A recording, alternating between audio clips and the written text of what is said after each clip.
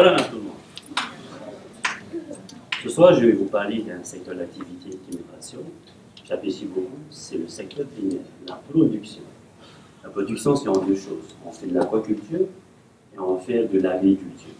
L'agriculture, ça me fait rire, c'est vraiment anecdotique. Mes deux grands-pères étaient agriculteurs à Romantaine. Quand on était petits avec des frères, on allait un peu dans le champ pour les aider. On n'allait pas souvent quand même. Et pour tout vous dire, à cette époque-là, je ne m'attendais pas à faire une carrière dans l'agriculture. Le secteur vraiment que j'apprécie beaucoup depuis ces dernières années. Et j'en suis arrivé là parce qu'à un moment, j'ai percuté sur notre façon de produire à l'échelle mondiale. Regardez bien la planète comme on produit. La production animale, c'est un bon exemple. Et surtout, on fait vraiment des désastres au niveau écologique. On détruit l'environnement, on détruit la nature. Donc par rapport à ça, il fallait faire quelque chose. Et je me suis penché sur le sujet. Ce soir, je voulais partager avec vous 3 challenges. Le premier challenge, c'est de changer notre façon de produire, notre mode de production. Actuellement, on fonctionne en production linéaire. Vous n'avez peut-être jamais entendu ce terme-là. Linéaire, c'est en ligne droite. On crée un produit, on va le consommer et on va le jeter. Tout le monde le fait, en fait. On ne le sait pas. Vous-même, vous le faites, moi-même, je le fais. On va faire nos courses, on va acheter quelque chose, on va le consommer. Donc, si on ne mange pas tout, il y a un reste, on va le jeter. Ou c'est surtout l'emballage que vous avez acheté. L'emballage, c'est souvent en plastique.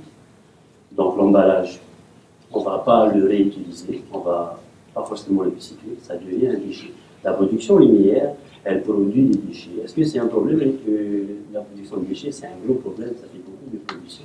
Ça impacte sur le vivant, ça impacte sur la biodiversité et on est en train de salir notre belle planète bleue. Comment faire pour faire ça? Il y a plusieurs solutions. Et c'est aussi rigolo parce que la solution, elle existe déjà, elle est dans la nature. Il nous suffit de copier la nature. Comment la nature est faite? La nature ne connaît pas de production linéaire. Elle fonctionne en production circulaire. Elle a différents acteurs, des acteurs vivants. Les acteurs vivants, ils vont être complémentaires. Un être vivant va produire un élément qui va servir à un autre être vivant. Celui-même va aussi produire un élément qui va servir à un autre être vivant. Et avec différents acteurs, on arrive à faire une production cyclique. La production cyclique, ça n'existe pas, les déchets, on les valorise. En aquaponie, c'est ce que nous faisons. En aquaponie, on utilise 3 acteurs vivants. On va utiliser les poissons, les plantes et les bactéries, ce qui est microscopique. Pour faire une définition simple de l'aquaponie, imaginez-vous bien, c'est l'aquaculture, c'est le mariage entre l'aquaculture et l'hydroponie. On met les deux ensemble, ça fait l'aquaponie. On va utiliser les déchets des poissons pour nos cultures. Comment ça marche exactement? On nourrit les poissons avec un aliment qui doit être riche. Ces poissons-là vont générer des déchets organiques. Les plantes ne vont pas pouvoir manger directement ces déchets. Ces déchets-là organiques doivent être transformés. Et c'est ce deuxième acteur qui est très intéressant, le monde invisible, les microbes. Les bactéries, elles vont transformer ces déchets-là et elles vont les rendre assimilables par les plantes. Donc les plantes, elles vont prélever les nutriments de l'eau. Elles vont enlever ces nutriments qui peuvent être toxiques pour les poissons. Elles maintiennent la qualité de l'eau. Les acteurs vivants sont vraiment complémentaires. Il y a une diversité de plantes que nous pouvons faire en aquaponie, une diversité de poissons également. Excusez-moi. Voilà. Quand on fait de la production dans le secteur primaire, en culture végétale, de nos jours, on fait beaucoup de monoculture. Le deuxième challenge que nous avons, c'est l'utilisation des pesticides. Les pesticides, vous les connaissez tous, ça fait un petit peu peur. Hein. On veut à tout prix consommer des produits sans trop de pesticides. Les pesticides ils sont variés. Il y a des fongicides, des insecticides, si vous luttez contre les insectes ravageurs. Il y a de l'herbicide. C'est dangereux, les pesticides, c'est très très dangereux, nous le savons tous. Impact sur l'environnement, impact aussi sur la santé humaine. Un sujet d'actualité que certains d'entre vous doivent connaître. Aujourd'hui, on parle beaucoup du glyphosate, hein, cet herbicide. Le glyphosate, ce qui est intéressant dans l'exemple du glyphosate, c'est que c'est la même chose pour tous les produits vilains qu'on utilise en production. Ils fonctionnent à peu près de la même façon. Le glyphosate va rester dans les sols, il a un fort pouvoir de rémanence, 20 ans dans les sols, le glyphosate il est systémique, c'est-à-dire qu'il rentre dans la plante, il va se trouver dans les tissus de la plante. Quand un animal va le manger, il va ingérer le glyphosate. Si c'est une alimentation pour l'homme, ben nous allons aussi consommer quelque chose d'absolument, on va l'ingérer.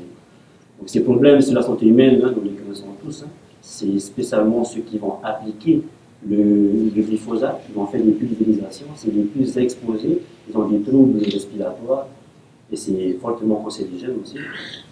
Est-ce qu'on peut se passer de pesticides?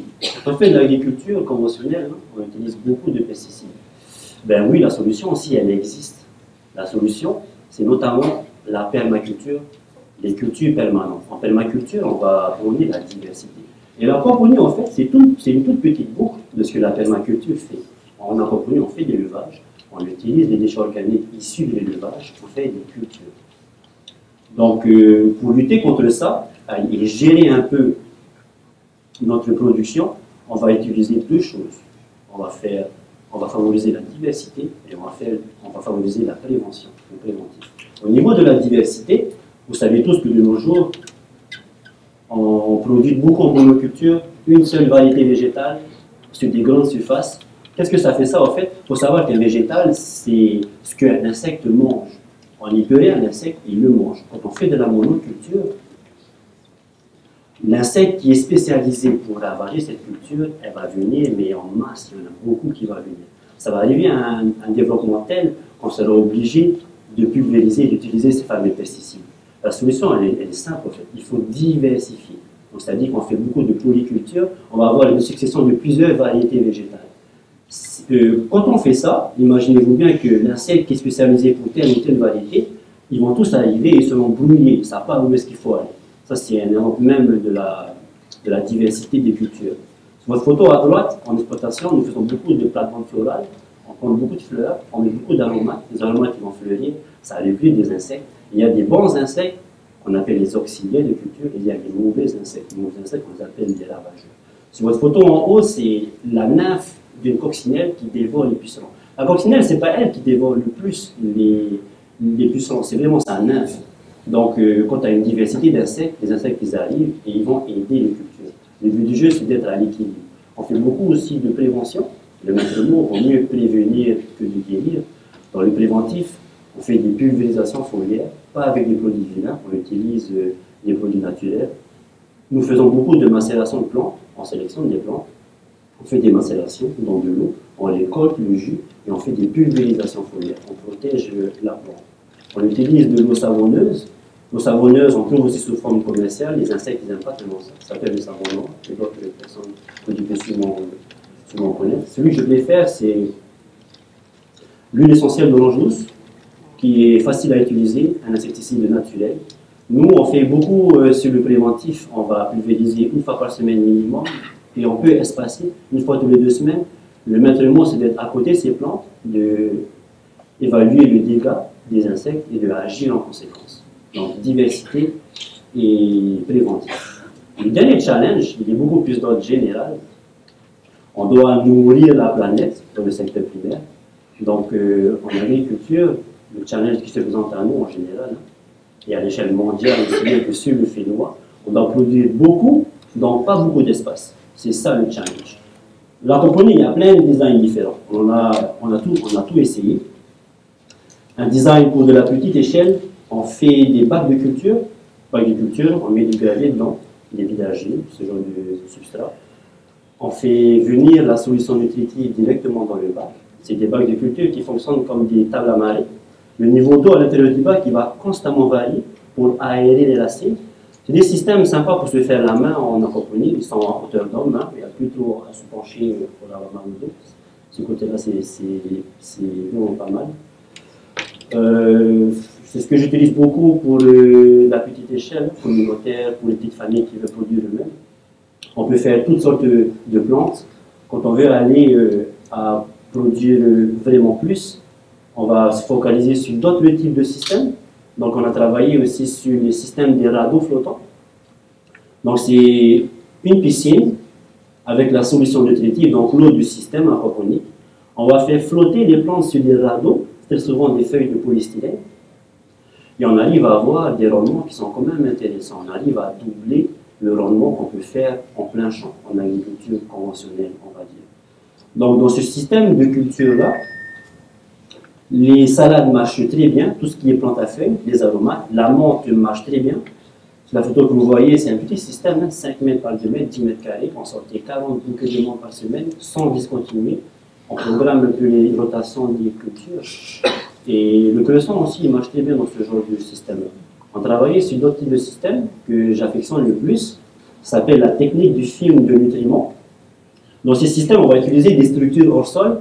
On va faire couler un filet d'eau dans les structures. Les plantes vont directement puiser ce qu'elles ont besoin dans la solution nutritive, l'eau du système. Donc, on a à peu près les mêmes rendements dans ce type de système. On arrive à doubler, en faire un petit peu plus. Donc, les deux systèmes que vous avez vus, celui-là et le précédent, c'est ce qui est le plus utilisé à l'échelle commerciale, à l'échelle mondiale. Et figurez-vous qu'on peut encore produire davantage. On fait ce qu'on appelle des cultures verticales. Donc, sur une même emprise au sol, on va essayer de cultiver plus, donc on va aller en hauteur.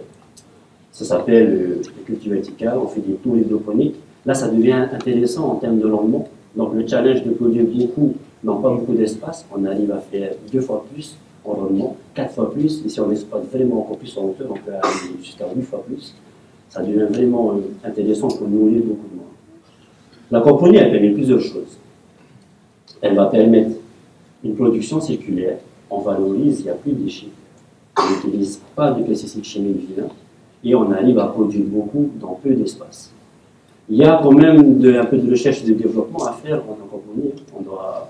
Je vois bien un peu rendre les systèmes encore plus autonomes, adaptés au contexte de chaque archipel, propre à notre pays. Ce qui est important à retenir ce soir, c'est vraiment notre devoir de changer. Nous devons changer notre façon de produire, changer notre façon de consommer. Et ces changements-là, c'est ce qui va nous permettre de dessiner la nouvelle agriculture de demain. Voilà. Merci à vous.